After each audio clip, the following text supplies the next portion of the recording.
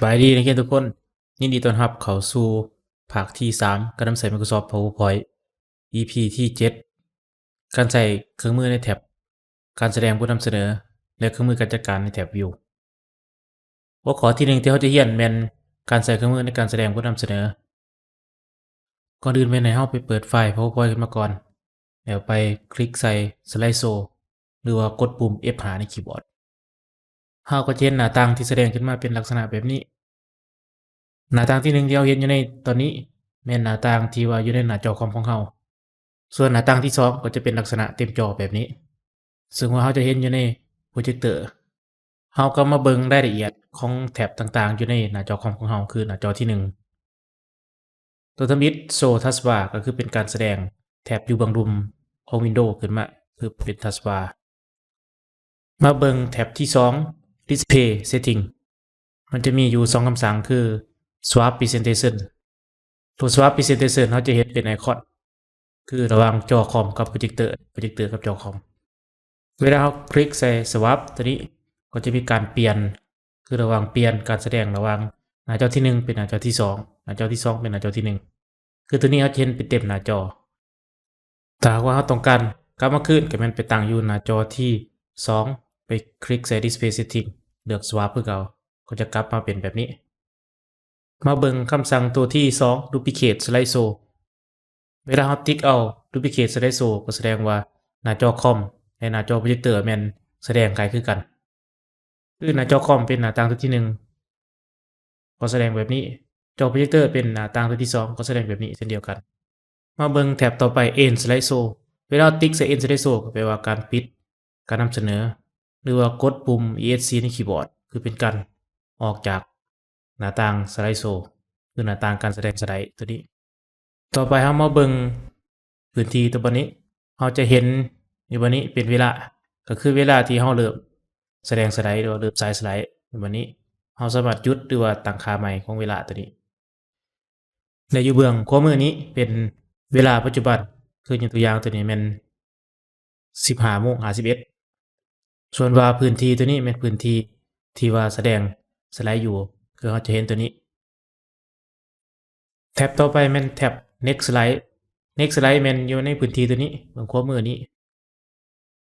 เวลาเรากดเดินไปอยู่ในคีย์บอร์ดหรือว่าอยู่ใน Pointer เราก็จะเห็นแสดงขึ้นมาคืออยู่ในนี้เราจะรู้ว่าหัวข้อต่อไปเป็นหัวข้อเกี่ยวกับหยังเพื่อสร้างความต่อเนื่องในการนำเสนอเวลาเรากดไปปุ๊บข้อความตัวนี้จะแสดงขึ้นมาคือยกตัวอย่างการพัฒนา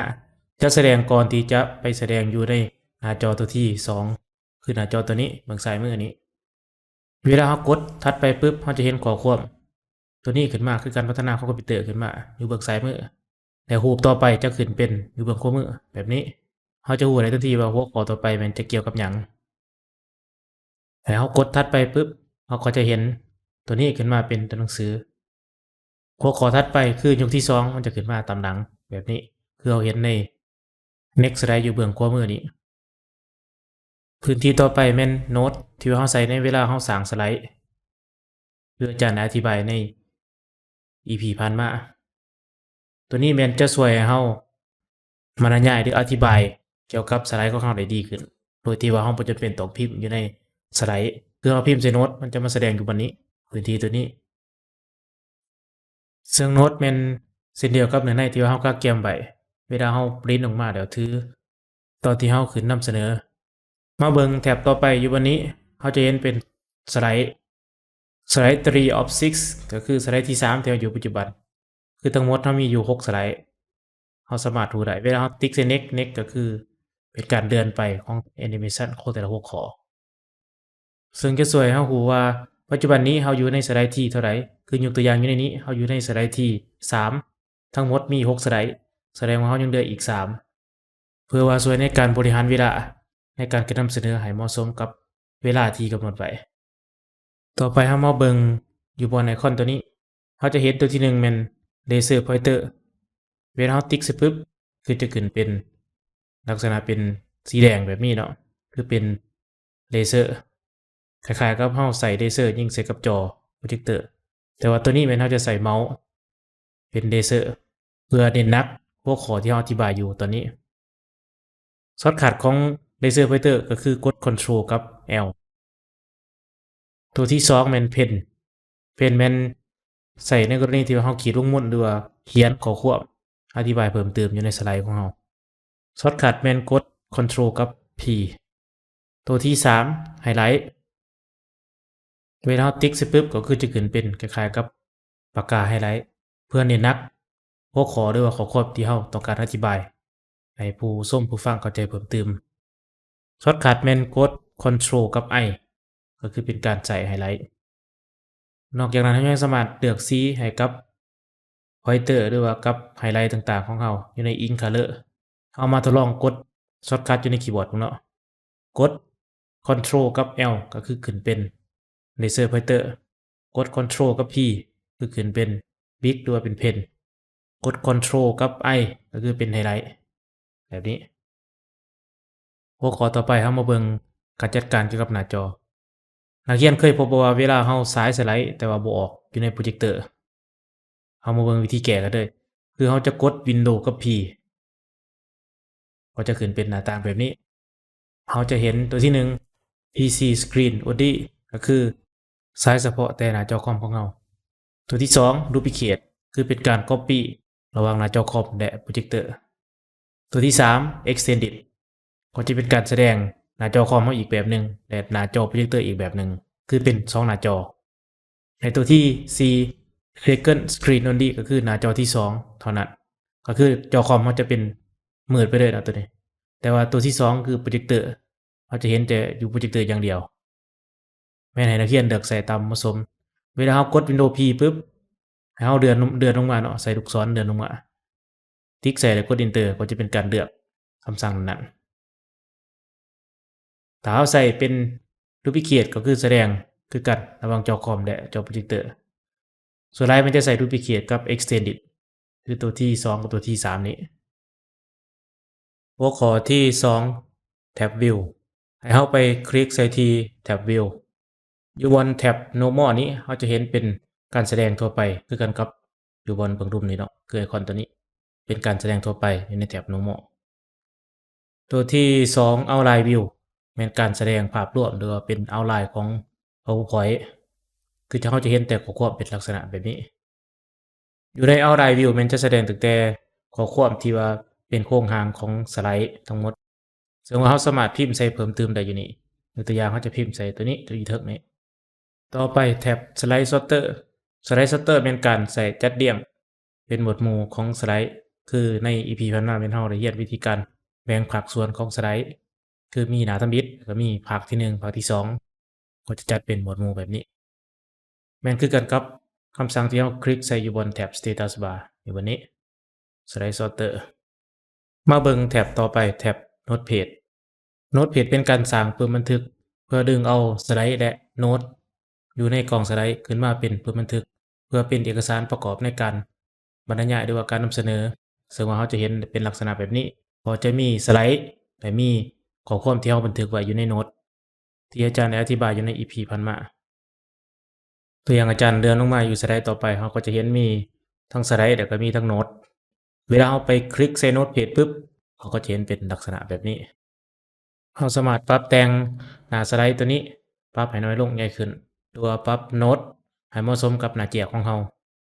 เวลาเราไปปริ้นออกก็จะเป็นลักษณะตามที่เราตั้งค่าไว้นี้วิธีการปริ้นแม่นเราจะได้เรียนอยู่ในหัวข้อต่อไปมาเบิ่งแท็บต่อไปแท็บ Reading Mode เวลาเราคลิกปุ๊บก็จะเป็นลักษณะแบบการอ่านคือกันกับเราอ่านปุ่มคล้ายๆกับแท็บที่อยู่ Status Bar นี้ตัวนี้เป็น Reading Mode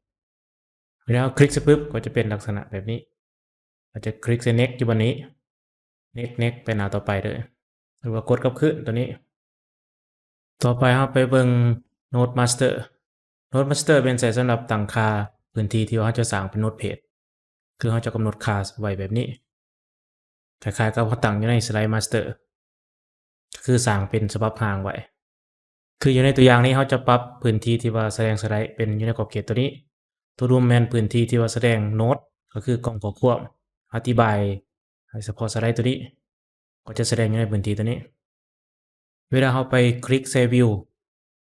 คลิกใส่ Note Page ก็จะเห็นเป็นลักษณะแบบนี้ขึ้นมา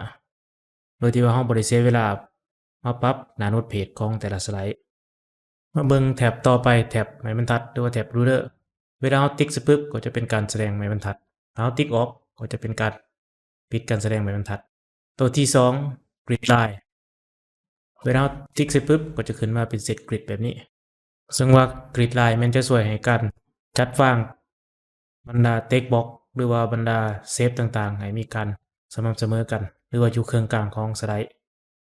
เราก็จะเฮ็ดเป็นเส้นแบบนี้ช่วยในการปรับได้ง่ายต่อไปมาเบิ่งไกด์เป็นเส้นที่แบ่งระหว่างเครื่องกลางของสไลด์ก็คือเส้นต่างๆในเส้นทั้งนอนแบบนี้เราจะรู้ว่าจุดเครื่องกลางของสไลด์อยู่บนไหนต่อไปมาเบิ่งแท็บโน้ตเวลาเราติ๊กใส่ไอคอนตัวนี้ปุ๊บก็จะขึ้นเป็นโน้ตหรือว่าเราติ๊กใส่อยู่บางดุมอยู่บนแท็บ status bar โน้ตก็จะขึ้นเป็นแบบเดียวกันเวลาเราต้องการใส่คำบรรยายให้กับสไลด์นั้นนะเราจะติ๊กใส่โน้ตตัวนี้หัวข้อที่3การปริ้นบทนำเสนอให้เราไปคลิกใส่ที่ไฟล์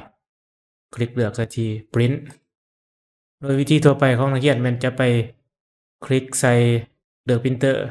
คลิกใส่บนสไลด์นี้แล้วพิมพ์ใส่ว่าสไลด์ใดของสไลด์ใดนะคือเลขหน้าสไลด์ตัวอย่างสไลด์ที่1ของสไลด์ที่5แล้วไปคลิกใส่ที่ print ซึ่งว่าในการ print กรณีนี้มันเป็นการ print ที่ว่าเต็มหน้า JAC เลยเฮ็ดให้เราสิ้นเปลืองเจียในการพิมพ์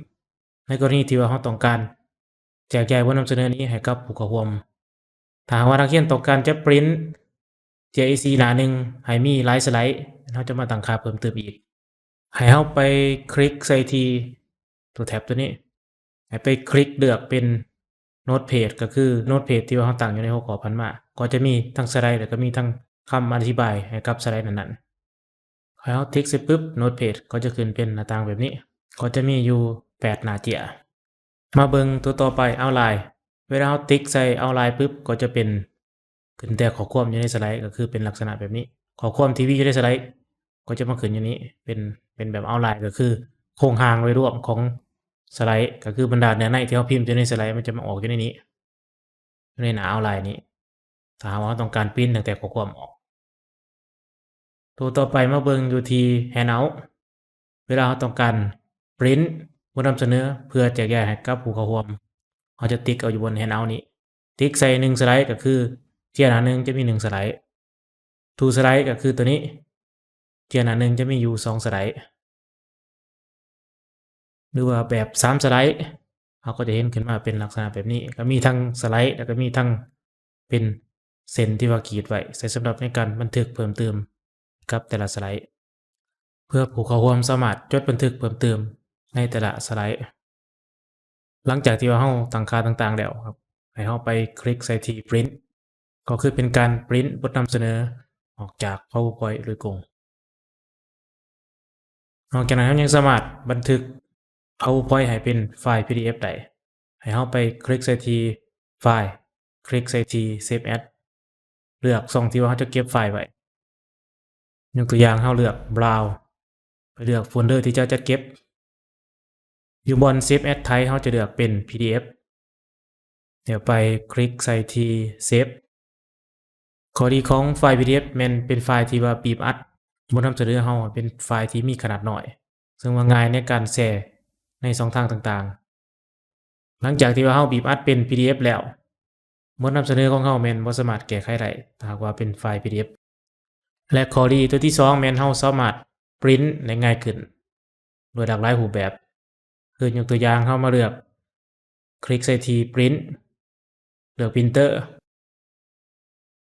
แล้วเรามาคลิกใส่อยู่บน Page Scaling เลือกเป็นเต็มหน้าจอเลยก็คือเต็มหน้าเจียเลยตัวนี้เลือกเป็นเต็มหน้าเจียเลยคือตัวนี้หรือว่าเราจะเลือกเป็น Multiple Page Proceed ก็คือมีหลายหน้าต่อแผ่นหนึ่ง